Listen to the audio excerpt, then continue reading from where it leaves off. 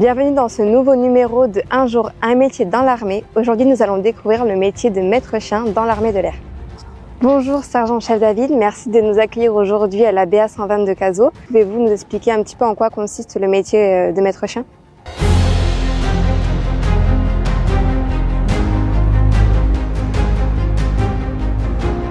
Le métier de maître chien au sein de l'armée de l'air, c'est surtout pour protéger des installations militaires qui appartiennent à l'armée de l'air ou pas, en France ou à l'étranger. Ensuite, nous avons plusieurs spécialités. Dans les chenils, comme ici à Cazaux, 90% de l'effectif de nos chiens qui servent à la protection des bases aériennes et des sites militaires.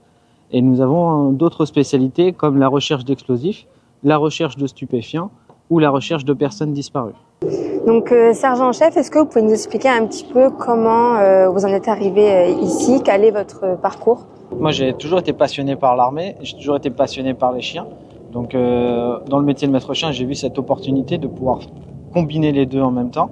Ensuite, moi, j'ai commencé en tant que soldat et j'ai franchi les échelons au fur et à mesure. Ce qui est intéressant dans l'armée, c'est qu'il y a une belle évolution de carrière qui est possible. Et donc après, pour devenir maître chien, j'ai fait ma carrière en commençant en tant que soldat. Donc j'ai fait la partie militaire de base que tout le monde apprend. Ensuite, je me suis spécialisé, c'est les fusiliers commando parachutistes de l'air. Et ensuite, chez les fusiliers commando parachutistes de l'air, on a une spécialité qui est celle de maître chien. Et donc dans ces cas-là, après je suis parti pendant un mois. En fait, j'ai fait une formation pour pouvoir devenir maître chien. Et après, au fur et à mesure de ma carrière, toute ma carrière, j'ai continué à progresser. J'ai passé le stage homme d'attaque qu'on verra ou qu'on a vu sur les différents exercices qu'on va vous présenter après. Donc il y a un stage dans lequel on apprend à mettre le costume pour pouvoir faire mordre les chiens, prendre les chiens en muselière de frappe. Et ensuite j'ai eu la chance de partir chez les commandos parachutistes de l'air. Là je me suis spécialisé dans la recherche d'explosifs avec mon chien. Donc c'est pareil, différents stages, différentes formations où on apprend à nos chiens à chercher de l'explosif. Est-ce que vous voulez bien nous amener sur le terrain du coup pour nous faire une petite démonstration du métier? Oui, venez avec moi. Merci.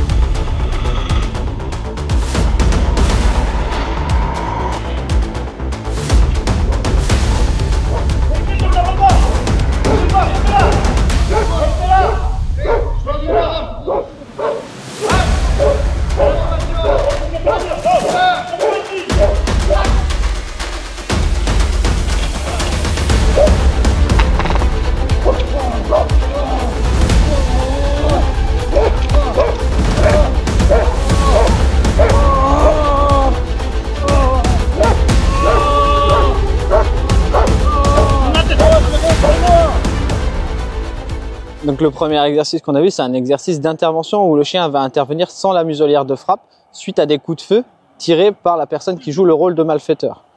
Donc là, le chien va intervenir, comme je le disais, sans la muselière de frappe, en mordant, et il doit intervenir le plus rapidement possible sur la personne qui a tiré les coups de feu. Donc voilà, ça c'est le premier type d'exercice. C'est typiquement ce qu'on peut retrouver en cas réel sur une base aérienne ou à l'étranger quand nos maîtres chiens sont engagés en fait pour le travail qu'ils font quotidiennement. Si jamais un cas comme ça arriverait, en fait, on entraîne régulièrement nos chiens à faire ce type d'exercice pour qu'ils puissent intervenir de la meilleure des façons en cas réel. Voilà. Okay. Le deuxième exercice qu'on a vu, c'est tout simplement un exercice de mordant pour continuer à entraîner le chien régulièrement sur son travail de mordant, qu'il ait toujours une belle prise dans son mordant, qu'il écoute au mieux son maître en fait quand le maître va lui donner des ordres, c'est-à-dire rappeler le chien pour que le chien revienne à son niveau quand on le rappelle.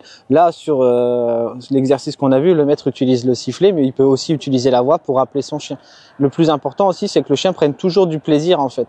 Là, on voit que le chien, quand il revient vers son maître, il a une récompense, il a un jouet. Donc ça peut être un jouet, ça peut être une caresse, ça peut être la parole, les encouragements pour que son chien revienne à lui.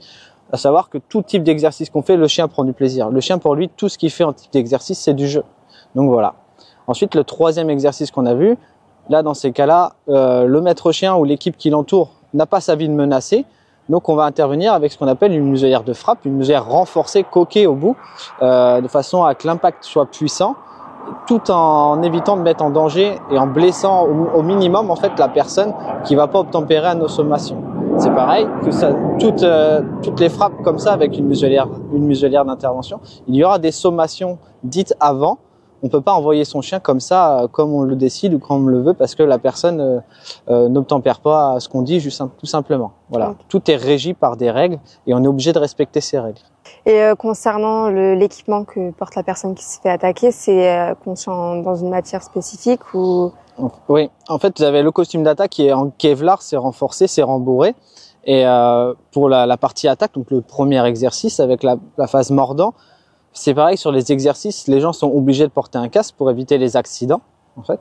Et sur la deuxième partie, la personne a ce qu'on appelle un plastron pour la frappe muselée et une coquille aussi. Pareil, sur la phase mordant, il y a toujours une coquille pour protéger les parties de la personne, que ce soit du personnel féminin ou masculin.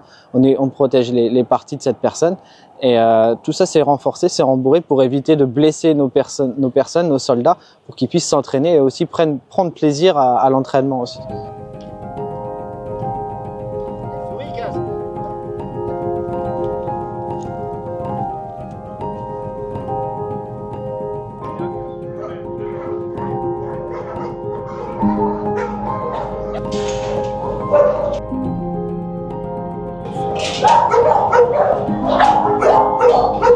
Sergent-chef, là nous sommes au chenil, vous venez de nourrir les chiens.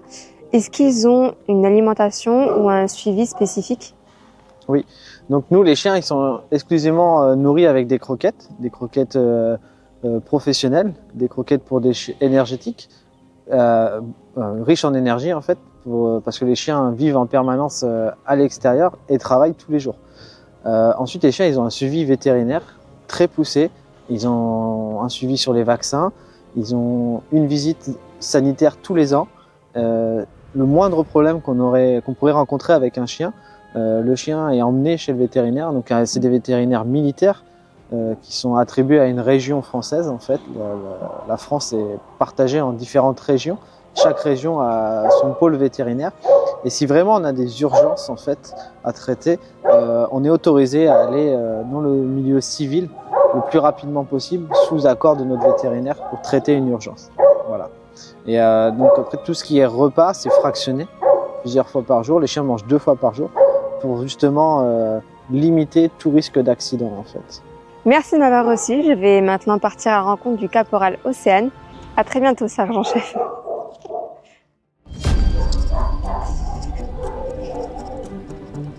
Bonjour Caporal Océane, merci de nous rejoindre aujourd'hui sur ce reportage. Vous êtes maître chien sur la BA de Cazaux depuis 2017. C'est ça. Est-ce que vous pouvez nous expliquer un petit peu en quoi consiste votre métier, une journée typique? Tous les jours ne se ressemblent pas. Alors on va avoir quelques activités régulières telles que les rondes sanitaires, le nettoyage, des courettes par exemple, la distribution des croquettes. Mais sinon chaque jour est différent car on peut très bien s'entraîner pour du mordant, de la frappe muselée, d'une recherche ou même du pistage ou des recherches d'explosifs. Demain, je vais être maître chien comme vous. Quelles sont un petit peu les étapes à accomplir pour atteindre votre niveau? Alors, il faut tout simplement se présenter à un CIRFA, donc c'est généralement dans notre commune. Puis on a quelques batteries de tests à effectuer avant de rentrer dans l'armée. Ensuite, on a une formation militaire élémentaire à faire, donc de 2 mois. Puis pour notre spécialité, du coup, on a le maquis, donc qui est pour les fusiliers commandos. Okay. Puis on se spécialise avec le stage maître chien qui dure 4 semaines. Ok, donc au total, c'est une durée de... à peu près, on va dire, presque 4 mois, on va dire. Ok. Après, c'est pas d'affilée, c'est pareil. Tout à l'heure, on a pu découvrir 3 types d'exercices différents. Est-ce que vous pouvez nous expliquer un petit peu la relation que vous entreteniez avec vos chiens? Avec notre chien, tout simplement, c'est notre chien, donc on affectionne beaucoup. Mais par contre, on est quand même obligé de conditionner notre chien au travail. Donc, il y a certains moments où on va être un peu moins câlin avec eux pour qu'ils puissent être sérieux pour effectuer des exercices d'intervention, par exemple. Caporal Océane, merci beaucoup de nous avoir reçus et à très bientôt dans une nouvelle émission. Atlantique TV, votre télévision de proximité. Chaîne indépendante de la Côte d'Argent, nous couvrons le pays de Médoc, le bassin d'Arcachon, le Val-de-Lair et les Landes. Atlantique TV, ce sont des émissions et des reportages sur la culture, le patrimoine, l'écologie ou encore l'artisanat. Nous testons également pour vous des activités fun, comme le saut en parachute, des nouveaux spots de glisse aquatique et bien plus encore. Nous venons aussi à votre rencontre avec nos micro-trottoirs. Vous souhaitez participer à nos émissions et venir avec nous rencontrer nos invités ou avoir accès à des images inédites, abonnez-vous à notre chaîne à partir de 1,99 € par mois. Atlantique TV, vous abonner, c'est aussi soutenir un média local 100% indépendant.